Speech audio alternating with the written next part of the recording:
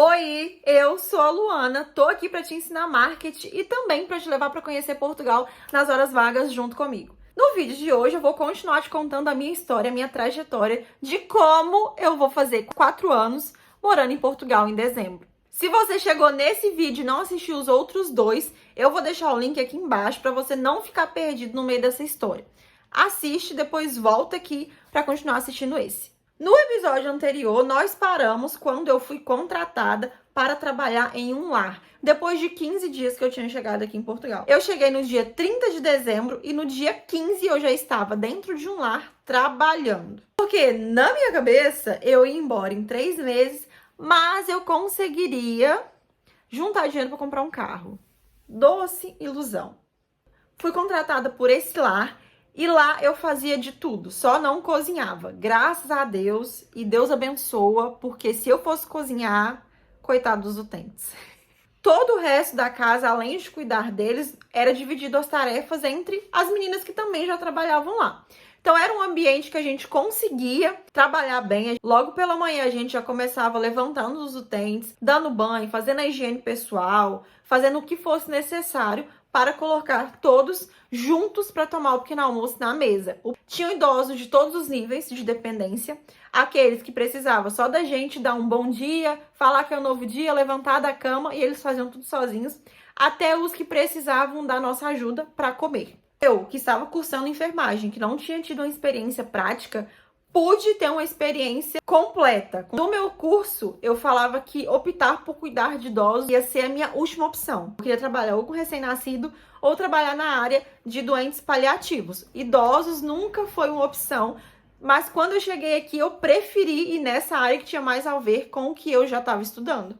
E convenhamos que eu me apaixonei. Só quem trabalhar é quem tem amor para cuidar de outras vidas que vai entender o que eu tô falando. Eu fazia o cuidado com eles, ajudava na limpeza da casa, ajudava a estender as roupas, a colher as roupas. Era mesmo um dia completo. Eu trabalhava com 2 folgas na semana. Os horários eram de 8, aí tinha 3 horas e meia de almoço, até às 7, 7 e meia, dependendo se tivesse no verão ou se tivesse no inverno, por causa de escurecer mais cedo.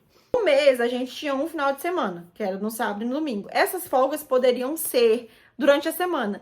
E eu vim de um trabalho que trabalhava em escritório. Escritório no Brasil trabalha o quê? De segunda a sexta-feira. Não trabalho no sábado. E eu cheguei aqui e o trabalho era 7 dias, você ia ter 2 folgas em dias aleatórios. Podia ser numa terça-feira que você ia ter folga e trabalhar no domingo. Então, esse inicinho, os primeiros meses, a gente tem uma estranhada por causa dessa rotina de trabalho deles, dos horários e dos dias, de não ser tão comuns assim como o que a maioria do brasileiro está acostumado lá no Brasil, que é de segunda a sexta-feira já é festa, final de semana eu tô curtindo, no máximo um sábado. Na época, o salário aqui de Portugal era 635 euros. Hoje tá 740. Hoje já é baixo. Naquela época, 635 também era baixo.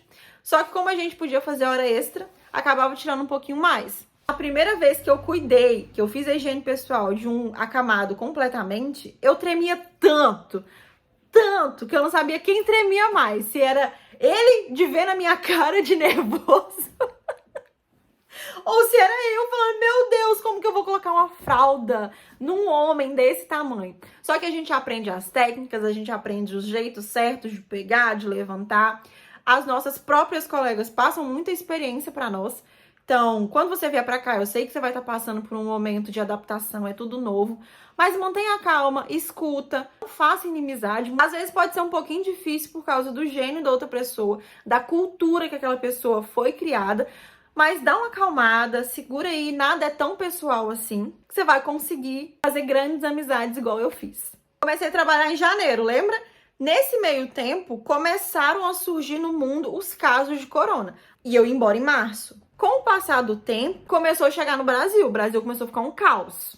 E eu e meu marido olhando daqui, mas a minha avó falando, nossa, o trem tá estranho. Será que vai fechar, que não vai fechar? O que vai acontecer? Quando tava perto da gente ir embora, em março, começou a fechar aqui em Portugal, aumentaram muitos casos, um caos mundial. Eu e meu marido decidimos não ir na nossa passagem de março. A minha avó quis ir, ela foi certinho na passagem de volta dela, Ela foi dia 11 de março, eu levei ela no aeroporto. A gente conseguiu uma companhia pra ela na fila, graças a Deus.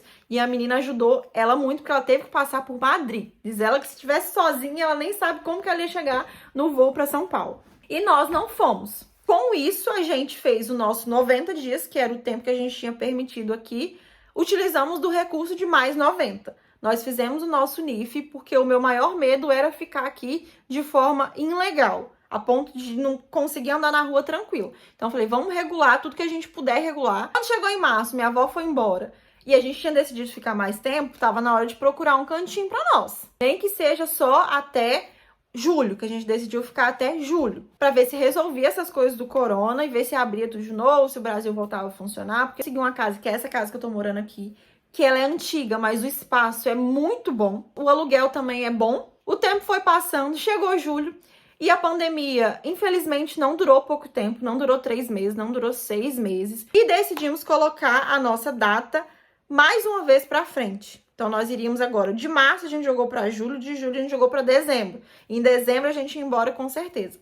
Nesse meio tempo, procuramos nos regularizar, a fazer as nossas documentações, a ver como funcionava o CEF. Ficava louca na internet procurando como fazer as coisas, ligando para o CEF, ligando para as instituições, para ver qual eram os passos que eu tinha que tomar, o que eu precisava fazer para colocar os nossos documentos em dia. E é por isso que eu te falo para não vir da forma ilegal. Eu sei que você vai gastar tirando um visto, que vai demorar mais do que o tempo que você quer vir para Portugal, mas não faça isso. Não venha para cá da forma ilegal. Isso vai atrasar a sua vida, vai te dar muita dor de cabeça, você vai passar uma raiva imensa, porque demora muito, depois você não consegue viajar, você não consegue ir em lugar nenhum, porque você não tem a documentação necessária. Faça da forma certa, procure os passos certos enquanto você está no Brasil, para quando chegar aqui, você ter uma adaptação mais leve, mais tranquila, porque você já vai sentir muito a diferença da cultura e da região. Como nós decidimos ficar até dezembro, em setembro nós compramos um carro. Analisando hoje as doideiras que eu fiz, é doideira mesmo. Aqui onde a gente mora agora, não é lá na vila onde nós chegamos na casa da minha sogra. E Ericeira, eu já disse no outro vídeo, tem muito morro. Depois disso, daquela alegria de comprar o carro, eu não poderia dirigir, porque a minha carteira, eu vim pra cá com a carteira vencida, porque eu achei que eu ia embora. Minha carteira vencia exatamente em março, no final de março. E quando eu vim pra cá, eu falei, não vou renovar minha carteira, porque quando eu voltar, eu renovo. Só que eu não voltei. E aí eu fiquei esse período todo, eu fiquei 3 anos aqui sem poder dirigir. Meu marido que tinha que dirigir, era meu chofé, coitado. Se pegasse, era uma multa que eu não tava afim de pagar. A dele tava regulada, a gente conseguiu comprar o carro, colocou no nome dele, porque precisava de uma carteira que tivesse em dia. A carteira dele é do Brasil mesmo, ele não fez a troca. Só consegui renovar e agora eu posso dirigir para todos os lados quando nós fomos no Brasil no início desse ano. Nossa intenção ainda era ir embora em dezembro. Mas aí uma coisa vai puxando a outra, você começa a acostumar com o país, você começa a ver o poder de compra. E a gente foi ficando, e foi ficando, e foi ficando. No final de 2019, eu troquei de emprego. Eu saí desse lar, que eu fiquei 10 meses nesse lar, e fui para outro emprego também como cuidadora de idosos. Só que dessa vez eu cuidava de um senhorzinho na casa dele. Eu era uma cuidadora particular. Eu não tinha obrigação com o alimento dele, eu não tinha obrigação com a casa. As minhas únicas obrigações eram com ele, fazer companhia para ele, fazer atividades com ele de distração. Ele tinha todos os outros profissionais também. Ele tinha fisioterapeuta que ia durante a semana, ele tinha a terapeuta da fala que também contribuía tudo. A gente era uma grande equipe multidisciplinar. A única obrigação na parte da limpeza era manter o quarto dele sempre com a cama arrumada, com o cheirinho, sem poeira, e a casa de banho, porque era uma suíte, né, e o banheiro também arrumados. Então, eu dava o banho nele todo dia, da mesma forma no lar. Fazia toda a higiene pessoal, fazia a barba quando necessário, cuidava do cabelo, não cortava o cabelo, porque não tem esses dons. Ele tinha também a cabeleireira que ia. E também pude aprender muita coisa, porque cuidando de um só, eu pude aprender mais sobre as medicações, o que cada medicação fazia. Eu já sabia, até quando ele tossia diferente, o que estava acontecendo. Sabia quando ele queria um alimento, quando ele não queria, quando ele tinha gostado daquele alimento, quando ele não gostava.